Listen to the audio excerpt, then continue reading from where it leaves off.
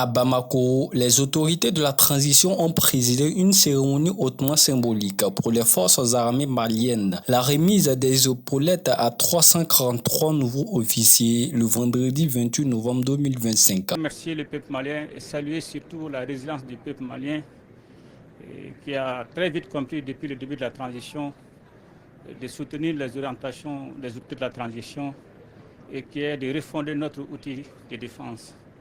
Et cela passe forcément par les ressources humaines, c'est-à-dire bien recruter, avoir une formation adaptée et assurer le bien-être non seulement du soldat et de sa famille, et améliorer les conditions de vie et de travail. Et cela passe forcément aussi par les équipements des forces armées et de défense à la hauteur de la menace et surtout la mission. Donc c'est la combinaison de ces différents éléments qui détermine non seulement la capacité, la puissance et la montée en puissance d'une armée. Dans son allocution, le chef de la junte a d'emblée rendu grâce à Allah avant de saluer la marche irréversible. Grâce à Allah le Tout-Puissant qui nous a donné une fois de plus l'occasion de célébrer la marche irréversible de notre armée et qui est un symbole de souveraineté. Et c'est aussi avec un immense plaisir en présidant cette cérémonie qui est devenue désormais une tradition bien ancrée dans la vie des forces armées de défense et de sécurité. La remise des épaulettes aux 343 officiers marque non seulement la fin de leur formation, mais le début de leur carrière dans les forces armées de défense et de sécurité.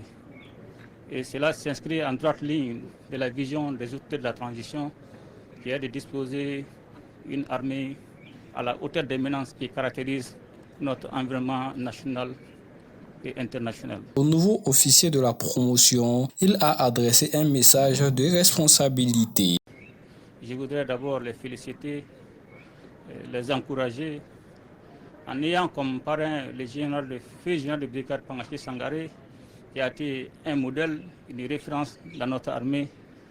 Et il a gravé tous les échelons, du nouveau chef de peloton jusqu'au chef général des armées, chose rare dans notre armée. Donc ils sont désormais appelés non seulement à ne pas démériter, à faire preuve de leadership, d'engagement et surtout de professionnalisme. A mis en avant la résilience du peuple malien.